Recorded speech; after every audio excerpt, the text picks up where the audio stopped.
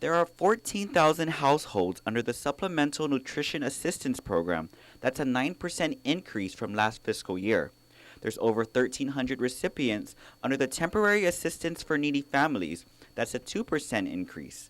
Additionally, during fiscal year 2011, $154.5 million was spent on all welfare programs. Whether these statistics are surprising or not, it's the administration's goal to not only reduce those numbers, but find ways to help the poor, improve services for the needy, and ultimately fight poverty. Governor Eddie Calvo. Folks, it's important to understand that these programs should be transitional. They're a safety net, and it's there for folks that are falling. But it should be transitional. It shouldn't be multi-generational. We should, as a community, come together to find ways to raise them up. During today's briefing, the administration discussed several issues from creating more jobs and better training, opportunities for those under public assistance, and helping children in need. And while the governor's office was able to sign 2 deeds returning land to 2 families today, several people still need homes. GURA reported that there are 750 family tenants under its public housing program, with nearly 1,500 families on the waiting list. Meanwhile, over 2,500 families are under GURA's Section 8 program, with 4,000 families on that waiting list. It was last year when thousands lined up outside of GURA's Sinajana office after they finally opened up the waiting list.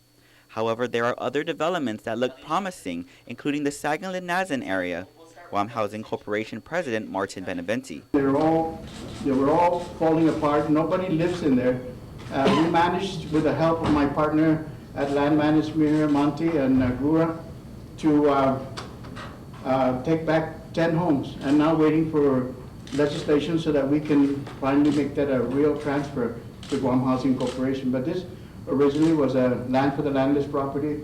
It's a mess, and the governor said, get it done, get it fixed, and let's go. Today, 10 abandoned homes in Sagan-Linazon are set to be refurbished as rental homes for low-income families. Meanwhile, the transfer of Lada Estates from the Guam Housing Corp to Maida has made it possible for the construction of 199 homes for sale and 200 rentals for low to moderate income families. And while the administration does have a lot of work ahead of them, the governor's office has created the Council of Economic Advisors to help with economic prosperity with the community, something new Chairman Pete Scroggs says can't be separated from poverty. It hurts to see the number of people that do not choose to be in those lines, the number of people that don't have jobs, the number of people that are educated, and you'd be surprised to see some of your own friends that can't get a meal and they have no choice but to line up at a place, and for some of them it's demoralizing.